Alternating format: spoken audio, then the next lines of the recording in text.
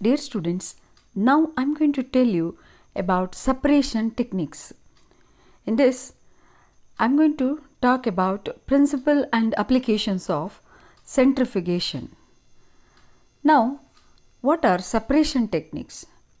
These are the techniques used to separate two different states of matter, such as solids from the liquids, or else separation of two liquid phases.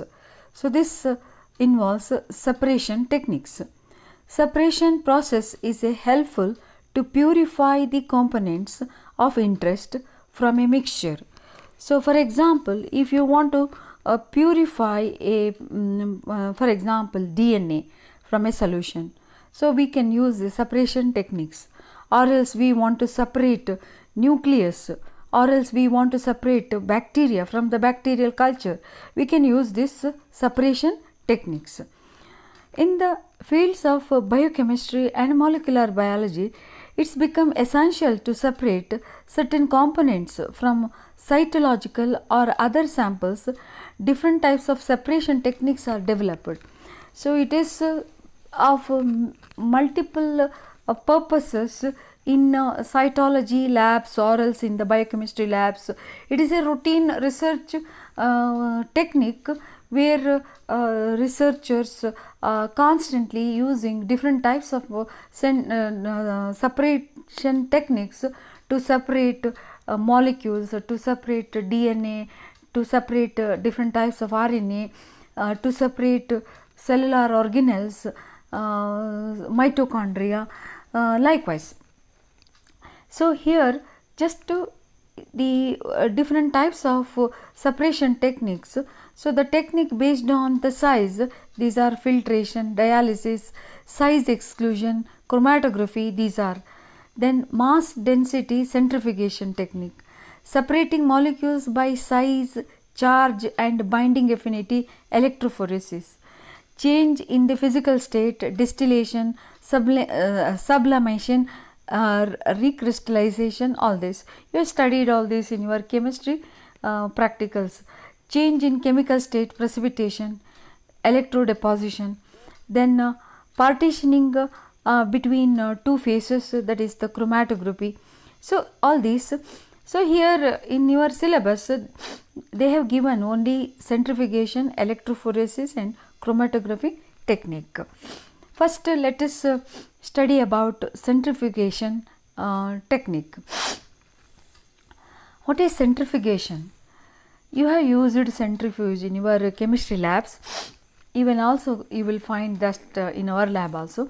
Centrifugation is a process used to separate materials suspended in a liquid medium. So, if you want to separate some dissolved matter based on its mass, you can use the centrifugation technique. Here in this picture you will see, so the blood is centrifuged here, and we can able to separate from this the plasma, then buffy coat, or else the you will see the white blood cells pellet, then you can see the sedimented packed cells or red blood cells or RBCs. In this way we can able to separate depending on the density different components of the blood.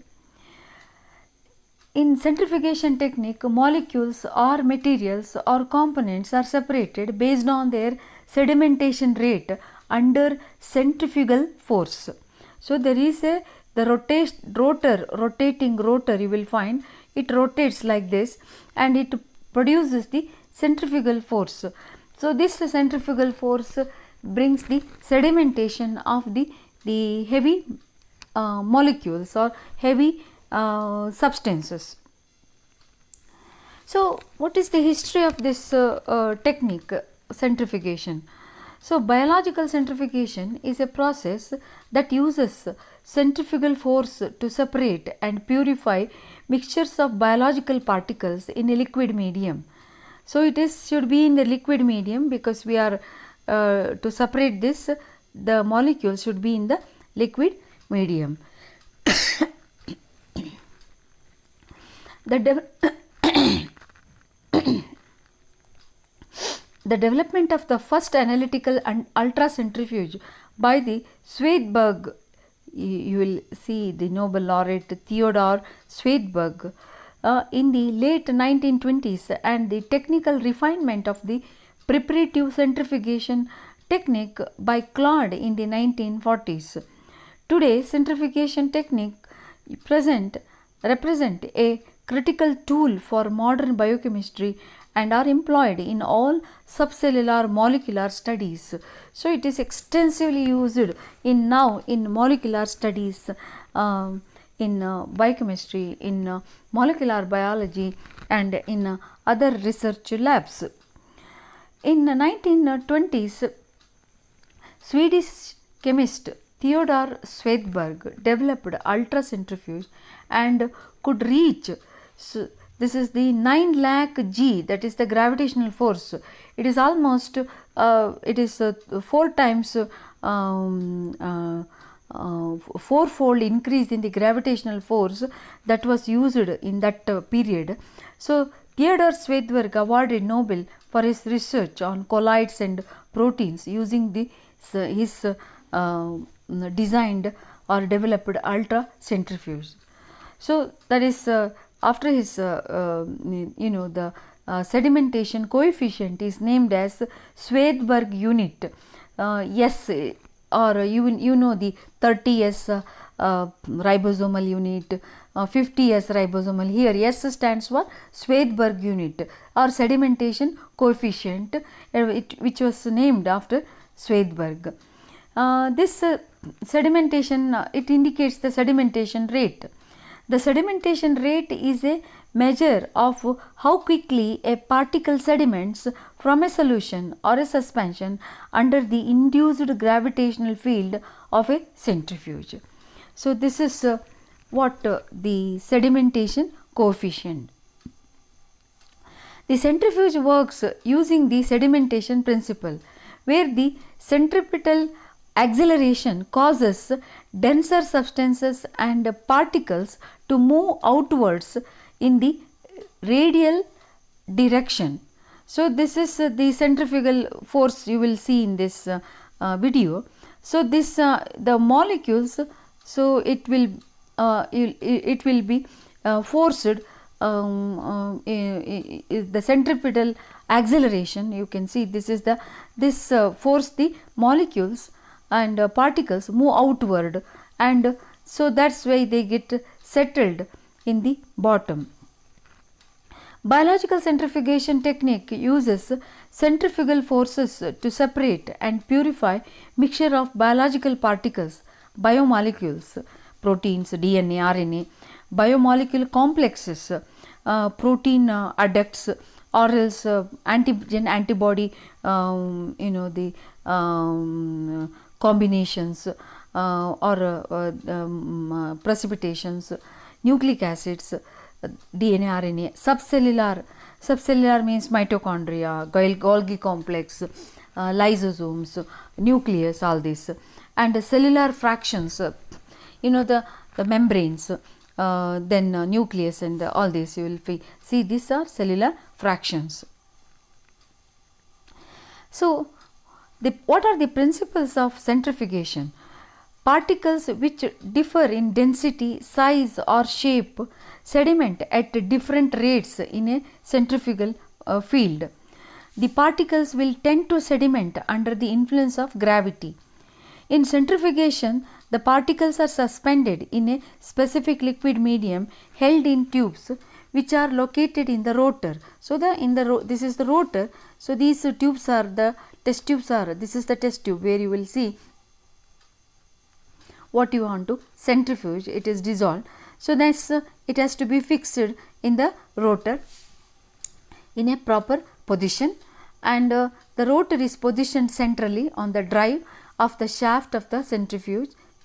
This is the shaft. Particles which differ in density, shape or size can be separated since they sediment at different rates in the centrifugal field. Each particle sedimenting at a rate which is proportional to the applied centrifugal field. So it is applied the force, the rate in which this is rotating, depending on that the particle will sediment. You will see the sediments in this. So, this is the principle of centrifugation. So, the rate of sedimentation depends on centrifugal force, density and volume of particles, density of medium, shape and friction developed during the forces. There are several forces. One is the rotating force of the centrifugal force. Then there is a friction force and it is in opposite direction. Centrifugal force try to sediment it. Then the gravitational force. So, you will see that depending on the particle, the mass, the size, then the density of the medium. So, all these are the factors affecting the rate of sedimentation. So, the you will find the supernatant, the sedimented in the form of a pellet after centrifugation. So, what is sedimentation coefficient? As I said earlier, the rate at which the sedimentation occurs in centrifugation is expressed as sedimentation coefficient. The sedimentation coefficient is the ratio of the speed of a substance in centrifugal field to its acceleration in comparable units. Sedimentation coefficient, it is the V, that is the velocity of the sedimentation of the molecules, divided by omega square. Omega is rotation of the rotor, you know the rotation of the rotor, this rate.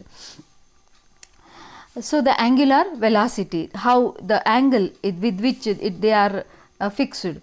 Then the R here into R, that is the distance in centimeter from this is the R, the distance in the centimeter from the center of the rotor. So, from the center of the rotor, the distance you will see that is called R. So, what is RPM and RCF? So, usually we will say 4000 RPM, that is revolution per minute, or else RCF, relative centrifugal force. So, RCF and RPM gives only the centrifugation speed and does not express the centrifugal force. So, we cannot assess the centrifugal force here. We can only see the centrifugation speed we can set. So, hence the better expression of the forces generated by centrifuge is RCF. RCF is expressed as some number of times in the form of G. It includes gravitational force also. So, RCF, it is R into RPM square into 118 and into 10 to the 4 of minus 7, that gives this much of gravitational force. That is here the R is nothing but the radius, this one. So, this is the R. So, the RPM is just a centrifugation speed. So, it is always better we have to use RCF. So, different types of centrifugation and their applications. There are two basic types of centrifugation. One is analytical centrifugation, used to measure the physical properties of molecules such as mass and shape. Then preparative centrifuge, used to separate one materials from another. So, the analytical centrifugation concerned with the study of purified macromolecules or isolated supramolecular assemblies. For example, purified RNA mixture we can separate depending on their size. So, that is what you can see, the analytical centrifugation. Preparative centrifugation concerned with the actual separation of tissues, cells, subcellular structures, mitochondria, nucleus, membranes, membrane vesicles, particles of biochemical interest, all this you will see. So, what are the basic difference between preparative and analytical centrifugation? Preparative centrifugation, high velocity centrifuge, used to separate small submicroscopic particles such as Golgi complex, mitochondria, nucleus, etc. High velocity, this also high velocity centrifuge used for analytical process. That's what I said, to separate different types of RNA, different size DNA, like that you can see. This preparative centrifuge used in pelleting membranes, cell organelles, viruses, plasmid DNA, RNA, all this. Then large sample can be processed by this. Then it can be used to determine the sedimentation coefficient or the molecular weight. It sediments based on that. Here the only small sample less than 1 ml can be processed, and the precise sedimentation coefficient is required here. It cannot operate with the broad range. So this is the difference between preparative and analytical centrifugation. Then density gradient centrifugation. Centrifugation method where the sample containing different molecular mix with the high density solution. Centrifugation, the molecules of different density will occupy the place in a density gradient. You will see the different size molecules. So this is separation of cell organelles after fractionization. We can use this density gradient centrifugation. For example, the larger molecules like nucleus, they sediment faster, and the smaller organelles like lysosomes and all, they centrifuge slowly. So that is how we can separate organelles. Differential centrifugation. Centrifugation depends upon the differences in the sedimentation rate of different components, influence the separation according to their relative mass, shape and density. Useful in centrifuge subcellular components. This is separation different types of RNA from DNA, proteins, antigen antibody complexes. We can use differential centrifugation. Then ultracentrifugation. It is high speed. You can see the particles small as 10,000 Daltons by increasing the centrifuge force. It is one can use something like the 1 lakh times we can increase the centrifugation force. Greater gravitational force can be used. This is called ultra centrifuge. We can sediment DNA, we can sediment RNA using this ultra centrifuge with a greater centrifugal force. Then what are the applications of centrifugation in general? This what we have college laboratories, low speed centrifuge we are using routinely to sediment the particles. So maximum speed we achieve, it is about 4000 rpm. They operate at room temperature, are of two types of rotor: fixed angle rotor, swinging bucket. So it is used for sedimentation of RBCs into tightly packed pellet, to separate the serum, to separate plasma and RBC, to separate serum and packed cells, like that, from the blood, to separate two miscible substances, to analyze hydrodynamic properties of macromolecules, purification of mammalian cells. So mammalian cells, for example, we can separate lymphocytes or cell components, mitochondria. Fractionation of subcellular organelles, including we can separate plasma membranes, fractionation of membrane vesicles. Then removing fat from milk to produce skimmed milk, for the clarification and stabilization of the wine, separation of urine components, the proteins present in the urines, blood components in forensic and research laboratories, blood components like packed cells or RBCs, WBCs, platelets, all this we can separate using this centrifugation technique. This aids in the separation of the proteins using purification techniques, such as you can see with the help of precipitation chemicals, ammonium sulfate, all like that you can see, sedimenting RNA, DNA, other macromolecules. So the centrifuge is used in laboratory for the operation of serum, plasma, all this.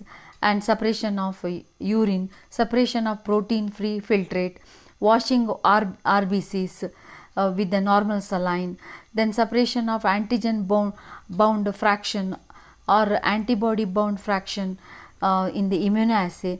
So it is a key technique for isolating and analyzing cells, subcellular fractions, supramolecules, complexes, isolated macromolecules such as proteins, nucleic acids and all this. So you will see different types of centrifuge regularly used in labs. This is a cold centrifuge, it refrigerated centrifuge, and you will find normal centrifuge, ultra centrifuge. So you will see how the in the ultra centrifuge you can see the pellets, you will see bacterial pellets and other things you will see. So this is about the centrifugation technique or the separation technique, centrifugation. Thank you.